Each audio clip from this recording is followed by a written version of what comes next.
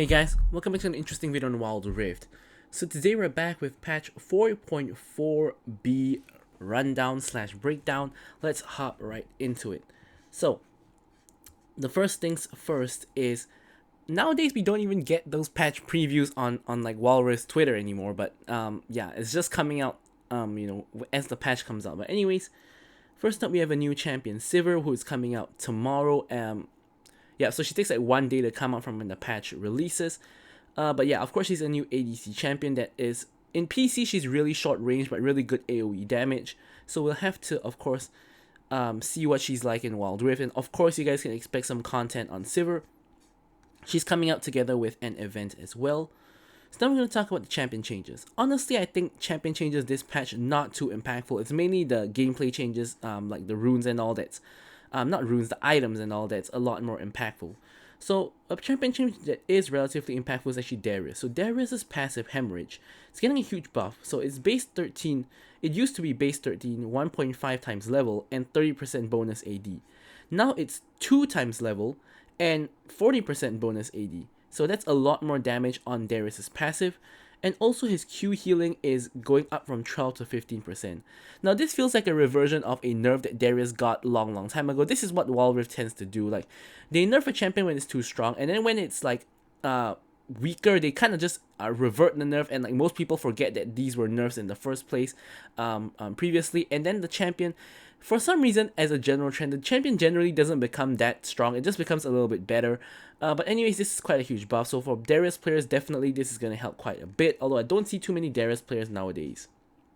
So Ezreal, I've been playing Ezreal quite a bit, and I really felt that he's not too strong. So he is getting a buff. First buff is 58 base AD going up to 62. This one's going to help slightly in the like early levels, but not too impactful.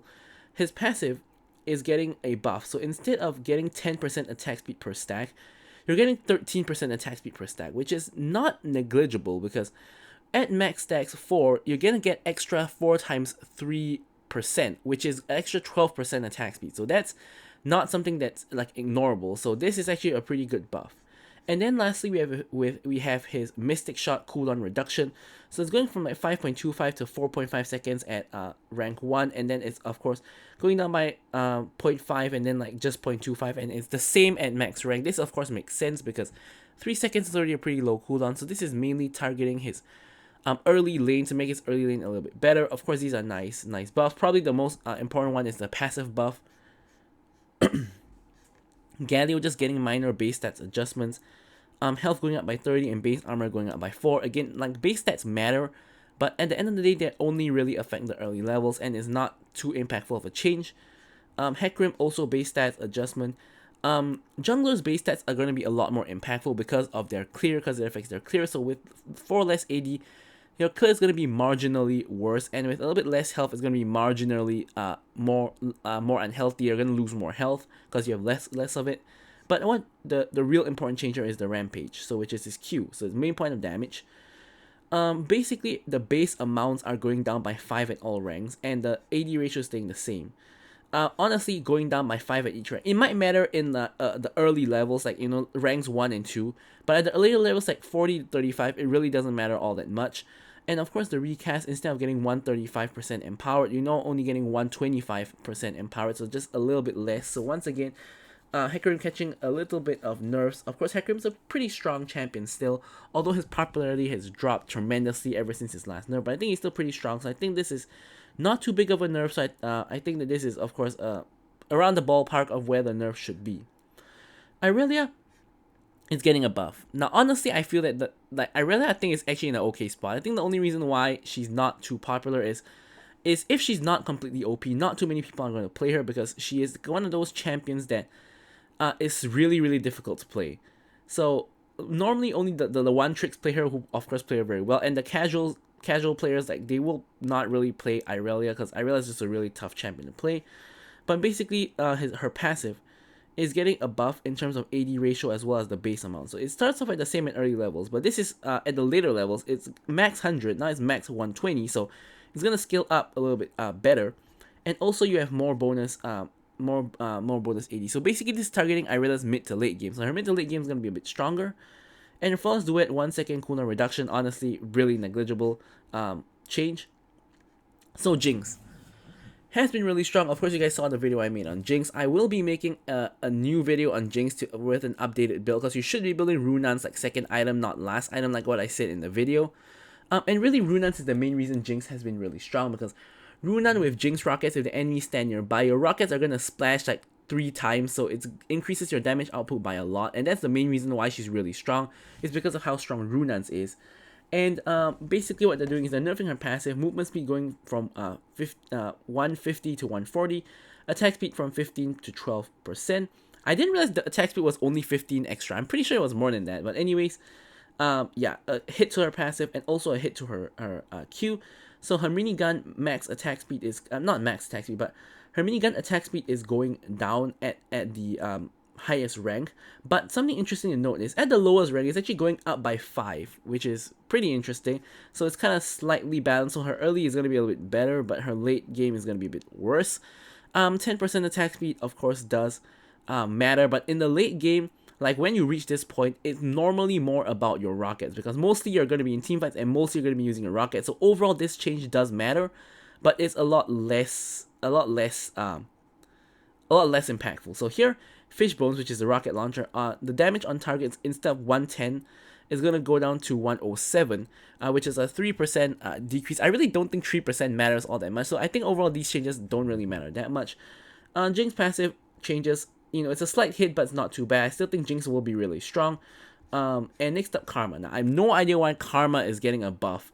But because I do think that Karma is still really strong, just that she's a lot less popular after she got a bunch of nerfs. Like, honestly, the way the Wild Rift community normally behaves is like when champions get nerfed, they think that they're weak and they just don't play them. And yeah, and then Wild Rift buffs them again, and then they become too OP. But I think Karma, even currently in this state, is actually still incredibly strong, because she can do a lot of damage and a lot of supportive capabilities as well. But what she's getting is her Q cooldown is going down by 1 second. Again, 1 second cooldown is not going to matter too much. And her ulti is getting an increased amount of damage, both in terms of base amount and in terms of ability power, which is absolutely bonkers, in my opinion. As I said, I already think she's very strong, and this is a huge damage buff to her ulti, so a lot more damage on that. And yeah, so she's just going to be even better. So Lulu, in the meantime, is getting a nerf. Now, of course, Lulu has been really strong, and what they're doing, they're knocking down her base armor, so easier for her to kill in lane. Of course, because ADC's armor makes sense. And then her shielding, the AP ratio is the same, but the base amount is going down, especially at the early level. So once again, this is hitting her early game, which honestly, Lulu's early game is pretty strong, but most people are not using her aggressively. Most Lulus are just staying behind and doing nothing. She is meant to actually play a little bit more aggressive as an enchanter, because she does a lot of damage with picks on herself as well. But most people are just playing Lulu very safe, so really I don't think this is going to affect very much, because if you're just playing Lulu safe anyways, like, it doesn't matter if you have less armor if you never get attacked. And the shield being less in the early game, yes, it does matter for both you and your ADC, but overall in the late game is pretty much like the same, so it's still going to be alright. Nunu consume cooldown, Q going down by 1 second, not too important. And here we have the healing amount, base amount is going up by 20 at all ranks, again not too important as well. 20 health is like pretty much nothing. Yeah, so ulti ratios remain the same, but base amounts are increasing in terms of damage by like 50 at all ranks over here, and the minimum damage and the maximum damage going up by 200 at all ranks. So this looks like a lot more damage on Nunu's ulti. Mostly Nunus don't really use their ulti properly, because most of the time they try to channel it at like as long as they can, and a lot of people just walk out of the channel. Like, I think that it'll be more worth it to, for example, hit 4 people with like a half charge ulti than hit like 2 people with a full charge ulti, because the other 2 people managed to walk out. Of course, depending on who are the people who walked out, but yeah, I think most Nuns are a bit too greedy for the damage on the ulti, but yeah, the ulti damage is definitely going up by quite a sizable amount at you know, whether you don't charge it or you charge it to full. So this is gonna of course help Nunu quite a bit, who's not really doing very well in the jungle. Pantheon ult cooldown is going down by 5 seconds in all ranks. Don't really think 5 seconds matters all that much, honestly. Normally when you do the ult cooldown changes, they normally do like 15 10 5 or like 5 10 15, but this one is like 5 seconds on all ranks, not too impactful. Yeah. So next up, Renekton's getting a pretty interesting buff. I actually also think Renekton is quite strong, but it's just that, again, people are not really playing Renekton very well. So when he pops his ult, he's now going to gain more health, 50 more health at each rank to be specific. Except the middle rank, for some reason, only gets a 25 health increase, which is really strange. The cooldown is going from flat 75 to now the cooldown scales down to 65, which is a 10-second difference in max rank, so it will matter a little bit more than the Pantheon change at least. And the damage is actually going up at the earlier levels, which is where Renekton's supposed to be stronger. Yeah, so overall, pretty nice buff to Renekton. Shouldn't really change too much about him, but of course does increase his power levels by a bit. Now, Riven apparently has not been doing so well. Again, I think this is a user error problem, like players are not good at Riven. But here what they're basically giving her is, instead of 20% plus 2% champion level AD on her passive, it's now 30% plus 2% per champion level. Now, this is a pretty huge buff. Like, this is gonna make Riven passive do a lot more damage, and once again, her W cooldown is going down. Again, not too important, but here is a lot more damage on her passive. So for good Rivens, this is definitely gonna make Riven so much stronger, and even for bad Rivens, of course, it's still gonna make her stronger. Like the auto attack damage on her passive being stronger is always gonna be good for Riven players. I think this is a pretty huge buff. Like, I think so far the only buffs that were the buffs and nerfs that were big so far is like Darius buff is huge, Riven buff is pretty huge, and I think the Karma buff is pretty huge as well. So Swain, instead of getting 12 health per soul, you're getting 16 health per soul, which is a big increase. That's like 1/3 of what this used to be. So it's like 133% increase. His ulti, healing remains the same on base, but is getting 5% AP ratio buff, and same goes for here. Your healing rate, your base healing is actually going down by 5. And the damage, sorry, your base damage is going down by 5, but your AP ratio is going up by 5%, which overall will translate to more damage, assuming you build AP. So I actually think Swain is in an okay spot. Now, of course, he was pretty strong when he released, but after they nerfed him a couple of times, I think he's in an okay spot. I don't really think he's struggling or anything like that. I think that he is pretty alright now, but of course these are pretty minor buffs to the ulti, but the health is going to be a pretty major buff to his tankiness, so there's that. Yeah. So anyways, next up we have item changes. Now, item changes is where I think that there is impact. So first up we have Bloodthirster changes. So Bloodthirster, very, very expectedly is getting a change, because it's really, really OP. Most ADCs, or almost every ADC, is rushing it as the first item. The gold cost is unchanged, but this is a buff, by the way. They are buffing its build path. So instead of building from Vamp Scepter, Agility Cloak, and 1.1k gold, and you're now getting a long sword in between. So it's gonna kind of bridge that gap, just like a lot of the other items. Maybe they forgot to change this in the previous patch. But the nerfs that it's getting, base AD is going down from 55 to 5, which is of course a buff that it got previously when its physical vamp was nerfed. 5 AD matters, but I still think the item will be strong. And same goes with here, your Bloodsworn passive. The attack speed, when your health is above 50%, is going from 15 to 10. So, of course, attack speed, the 15% attack speed is good, and it's, not really the most important. So, 5 AD and 5% attack speed nerf, I can live with that. I think this item is still going to be incredibly, incredibly strong. The nerf that it got in PC, by the way, that made it weak, because in PC when it got this kind of rework, it was really strong as well. But the nerf that made it weak is they changed this health above 50% to health above 75%, and that's where the nerf to that really made the item a lot weaker. Because health being above 50% is not a very hard condition to meet majority of the time. But health above 75% is a little bit difficult, because if you get poked a little bit in lane, your health is below 75%, and yeah, you're no longer there. And of course, the fact that you have the 12% physical event from Bloodthirster means that even if when your health is below 50%, you can always lifesteal back up to above 50%. So like not lifesteal, Bloodthirster is still gonna be an amazing item. So Kempang Chainsword is a really unpopular item. I have barely seen it at all, which is basically what they're saying here. So what they're doing is they're giving it a buff to make it a more attractive item. So it's getting 5 more AD, 50 more max health, and 5 more ability haste. Now, not negligible stats here, because 50 max health, 5 AD and 5 ability haste for no extra cost. it's pretty big. So it is a pretty good change. So maybe the item will actually get some kind of play time. Now I really have not really seen it at all, so I really can't comment too much on this. But looks like it's just getting a pretty nice buff. So Crystalline Reflector, pretty much no one is building it. The only person I actually seen building it is Rakan. A lot of top Rakan builds have Crystalline Reflector, maybe because he spams a lot of spells, but I think that this item is pretty bad. So they're giving it 50 more max health. They're giving the 7% magic pen like the rest of the items, because of course, if you're a mage and you want to go for a defensive option and you're not getting the magic pen, it's kind of sucky. So they're introducing that. And the physical damage block, they're actually scaling it from 8 to 15 to now 8 to 25. So we're going to be blocking more physical damage. But honestly, blocking 15 physical damage and blocking 25 physical damage, like 25 physical damage is like nothing. It's like one ADC's auto attack by the time you reach like this 25 is going to do like, it's going to crit for like 500 or something like that. And you're blocking 25. Like, it doesn't really matter. So I still don't think this item is going to be very good, but definitely it's a step in the correct direction. But a pretty huge change here is Shield Bow.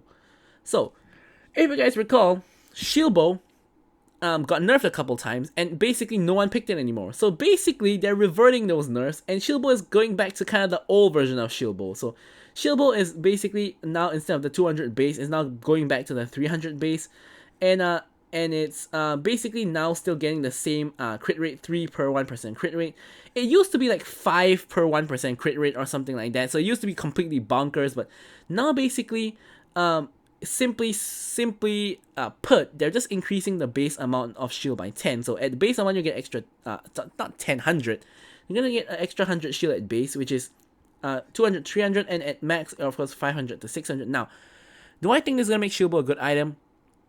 Well, I think that it's not, because I think 100 extra shield is not going to be the game changer that changes it. Of course, we also have to talk about the Lifeline passive. 5% physical vamp is now 8% physical vamp, which again is reverting a nerf that the Shield Bow got way back when. But basically what's happening here is Bloodthirster is obviously not the most common first item, and a lot of people are going Rune as second item. So I'm trying to make Immortal Shield Bow more competitive as a early item option, because most people are going for it like last item, or like not going for it at all. So they're trying to make it a more attractive option for you to go for, and also for you to get early. But honestly, Bloodthirster is just too strong now. Runan's Hurricane is still too strong now. You're not gonna get this anything earlier than third item for Runan's champions, and now on third item you're competing with IE and like Wall Reminder. So honestly, I still think Shield Bow is gonna remain the same in terms of the fact that some people are just not gonna want to build it, and some people are just gonna want to build it as a last item when your shield is like maxed out at 600. So I still think that's the same. And of course, it's just nice to have a buff to Shield Bow, but I don't think it's gonna achieve the goals that they want it to. So Morelos is getting a cost increase of 100 in exchange for 150 max health. I guess it's pretty nice, getting a little bit of health on Morelos. Most mages don't build this anyway. It's mostly built on like supports, because most mages are a little bit too greedy, of course, for just pure damage instead of going for anti-heal, which is understandable. So yeah, it's more of a support item now, so of course getting health is always useful. Randuin's is getting a cost reduction, but armor increase, so that's a huge buff to Randuin's, of course. And the charges gain is increasing by 5% for melee and 4% for ranged, and this is honestly a really huge buff to Randuin's in general. Now why? Because ADCs are really popular in the meta now, and of course ADC role is really popular, but you also have ADCs in the jungle like Twitch. You also have ADCs, like just people love playing ADCs. Like you have ADCs being picked mid and top, increasingly common ever since like a couple of patches ago, and there have been a lot of team comps where you have like 3 ADCs in one team comp, which is completely ridiculous. But Randuin's is really hard counter to these kind of team comps, just that people don't really build it, or like they forget to build it on their tanks. So it getting a buff is going to make it even stronger. And yeah, so the last change is Triforce. So Triforce is getting a really interesting change, which is its cost is going down by 200, which is huge, and its AD is going up by 5, which is, yeah, you're getting a cost reduction and an AD increase. It's kind of like the best deal you can get in the world.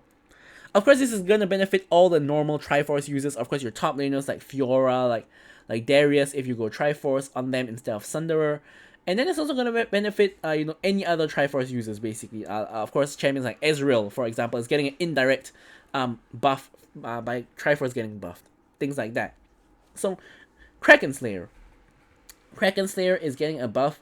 Basically, what's happening here is the base damages are going up by 2 at base rank, but scaling up to like about almost 10 at max rank, and instead of 30% AD, it's going to be 40% bonus AD. Now this is basically trying to get more people to go Kraken Slayer, but really, really, who can go Kraken Slayer, right? So you have ADCs who would always pretty much prefer Conqueror or Lethal Tempo. So ADCs don't really build Kraken Slayer aside from Lucian and Ezreal, which is basically another indirect buff to Ezreal. So Ezreal might be becoming really, really strong now because he's gone buff to himself, buff to Triforce, buff to Kraken Slayer, and of course Lucian is gonna get a buff from this as well. So who else takes Kraken Slayer? Well, it's generally those bruisers who have like 3-hit moves, like Renekton W, like Pantheon W. They sometimes like to take Kraken Slayer to just get that huge burst damage on that. But Kraken Slayer is not really a reliable option for bruisers because they don't have very high attack speed. So it's still mostly ADCs. So the reason why Kraken Slayer is not a very good option is because it will basically never be able to compete with Conqueror and as well as Lethal Tempo for majority of ADCs. Of course, you have those special ones like Lucian and Ezreal that conquer, not that Kraken Slayer is actually better, but imagine losing out on the AD and lifesteal of Conqueror just to get a little bit of true damage from Kraken.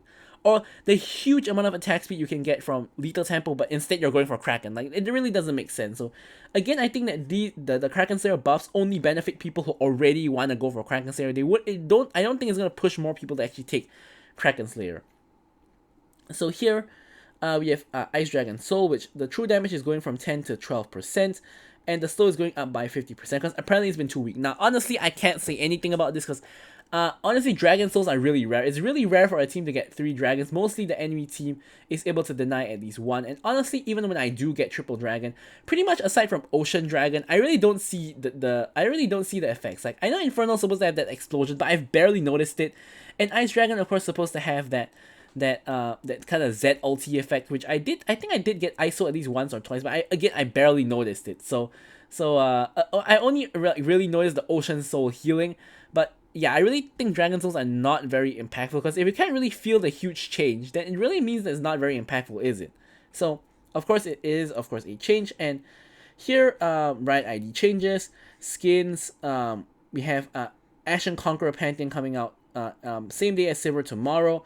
And we have a really interesting Glorious Armada Olaf. Now, I have no idea what this is, but the Glorious Armada are generally the season skins, right? We have like the Twisted Fate, we had like the Ash, and I forgot who was like who else we had. I think we had someone in between that as well. Can't really remember, but I don't know why like they're really releasing Glorious Armada Olaf. Is this gonna be like a paid skin, or is this gonna be like a second skin you can get from their ranked rewards track? That's gonna be pretty interesting. But anyways, that's pretty much it for the breakdown of the patch. Thank you guys so much for watching the video, and goodbye.